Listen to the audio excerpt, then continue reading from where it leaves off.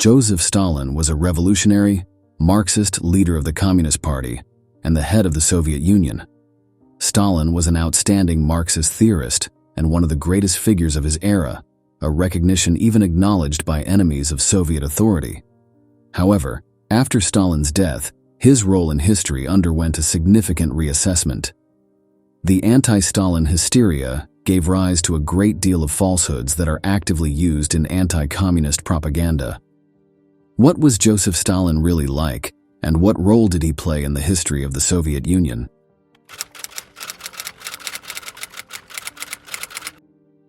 In 1956, at the 20th Congress of the Communist Party of the Soviet Union, Nikita Khrushchev delivered a secret report in which he criticized the late Joseph Stalin and leveled a series of accusations, with the main focus being the so-called Stalinist repressions.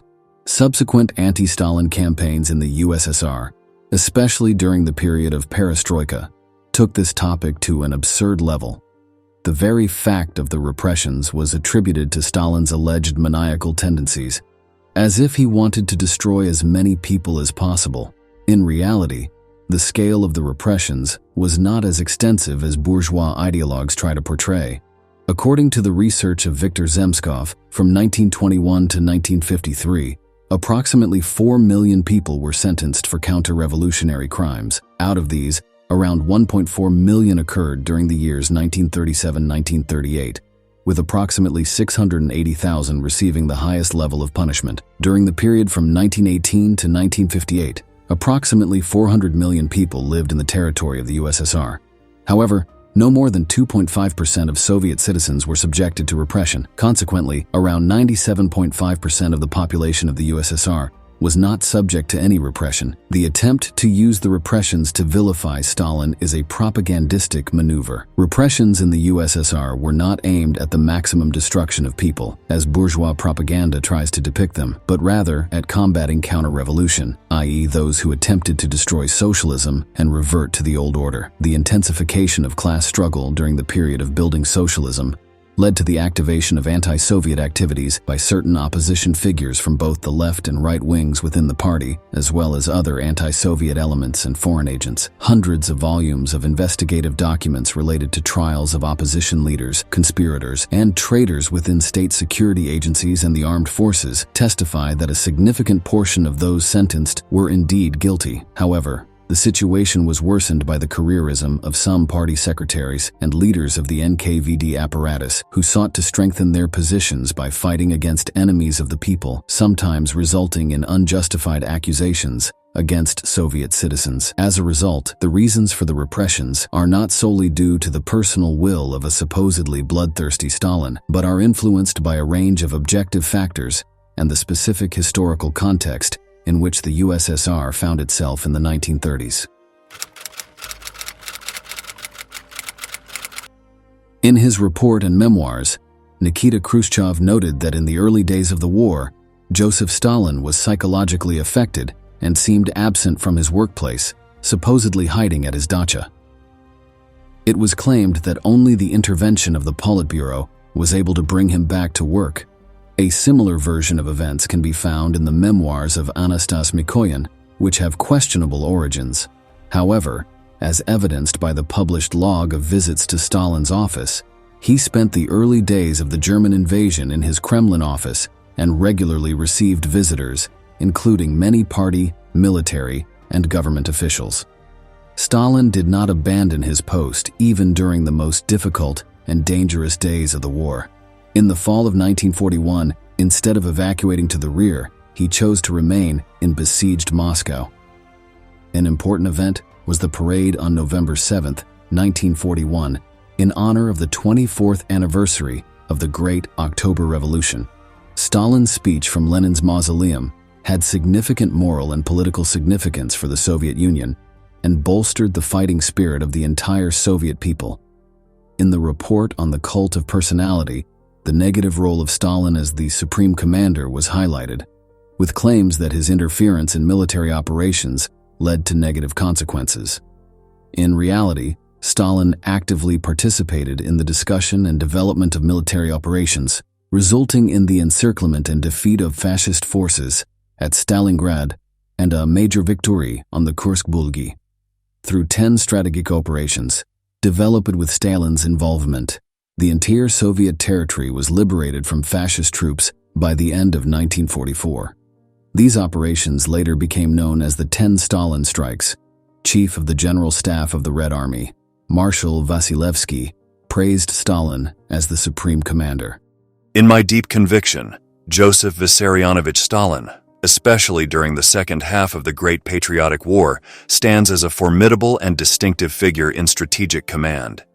He effectively led the fronts and all the military efforts of the country, based on the party's line, and had a significant influence on the leading political and military figures of the Allied countries in the war. Contrary to anti-Soviet myths, Stalin was a capable military and political leader who made a tremendous contribution to organizing the victory over fascism. Stalin actively pursued and supported the fight against religious remnants throughout the 1920s and 1930s. At the 15th Congress of the Communist Party of the Bolsheviks, BKPB, Joseph Stalin, among the existing shortcomings of Soviet power at the time, noted the weakening of anti-religious propaganda. Therefore, it is entirely unfounded to attribute the pre-war anti-religious policy to Trotskyists and other opponents of Stalin. After the start of the Great Patriotic War, some bourgeois historians have noted a shift in Soviet policy towards religion and claim that Stalin turned towards orthodoxy. As evidence, they cite a meeting between the locum tenens of the patriarchal throne and Stalin in the Kremlin, as well as the establishment of the patriarchal throne. However, all of this is not proof that Stalin was a believer. The change in Soviet government policy towards the Russian Orthodox Church, ROC, was motivated by a desire to secure the support of the higher clergy as a counterbalance to the German plan to use the ROC during the war. This change in policy did not entail the use of religious propaganda on the front lines, or a change in the policy of the Communist Party, which always relied on scientific atheism. There is also a legend that in the winter of 1941, on Stalin's personal order, an airplane carrying the Tikhvin icon of the Mother of God circled Moscow, and only thanks to this was Moscow saved from capture by the fascists. In reality, this unverified story is a fabrication by anti-communists who diminish the real heroic efforts of Soviet people who saved Moscow from the invaders. In Stalin's work office, as well as in his apartment and dachas, there were never any icons, and Joseph Vissarionovich, as the supreme commander, never crossed himself or prayed. Stalin was a communist, and, contrary to anti-Soviet myths propagated by proponents of the myth of the Red Tsar, he maintained his atheistic beliefs throughout his life.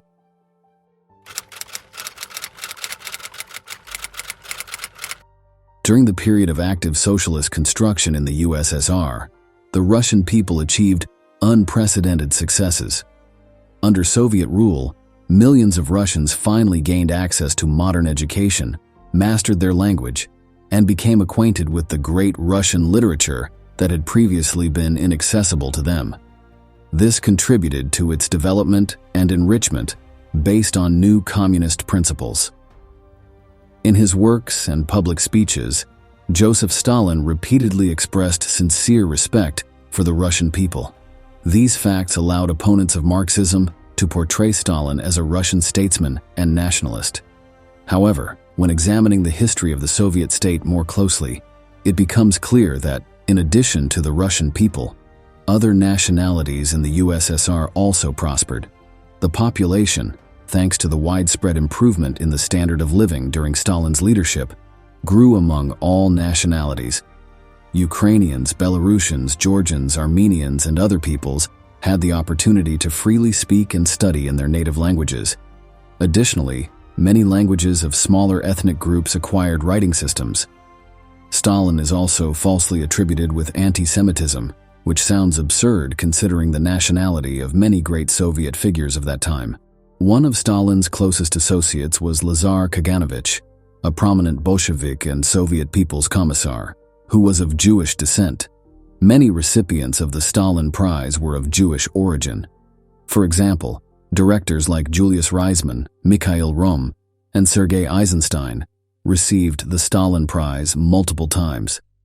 As a true Marxist, Joseph Vissarionovich sharply criticized any manifestations of chauvinism. For instance, when responding to a query from a Jewish news agency in America, Stalin stated, "Antisemitism, as the most extreme form of racial chauvinism, is the most dangerous vestige of cannibalism.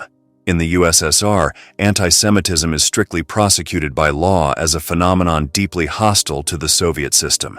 Active anti-Semites in the USSR are punishable by the death penalty according to Soviet law." After Lenin's death, a fierce struggle erupted within the Bolshevik Party between various groups. As a result of this confrontation, the group led by Stalin, which represented the majority of the party, emerged victorious. Opposition figures, who had only used Lenin's name as a cover and had, in fact, sown division and factionalism within the party, were removed from their positions. Many were expelled from the ranks of the party, and one of the main anti-party figures, Leon Trotsky, was exiled abroad. It was Trotsky in the 1930s who began to interpret the open trials against Trotskyists and rightists as a purge of old Bolsheviks and the Leninist Guard. Trotsky himself, who had initially been a Menshevik and later an inter-district figure, could not genuinely be considered a Bolshevik. Stalin, on the other hand, was among the old Bolsheviks who consistently supported Lenin on fundamental issues. Furthermore, many old Bolsheviks continued their work within the party under Stalin's leadership and did not face any repression. Among them, we can mention Molotov, Kalinin, Kaganovich, Kollontai, Podvoisky, Yaroslavsky, Vladimirsky, and others. Repressions against figures like Bukharin, Zinoviev, Kamenev, and others were conducted based on specific crimes against Soviet authority, and therefore all accusations against Stalin for purging the old guard are entirely unfounded. Stalin represents an entire era in the history of the Soviet state. His name is inseparably linked to the rapid economic growth of the country, the introduction of universal education, universal access to free healthcare, significant progress in space exploration, and the victory of socialism in the Second World War, which made the Soviet state a powerful bastion of the global communist movement. What do you think about Joseph Stalin? We look forward to your responses in the comments.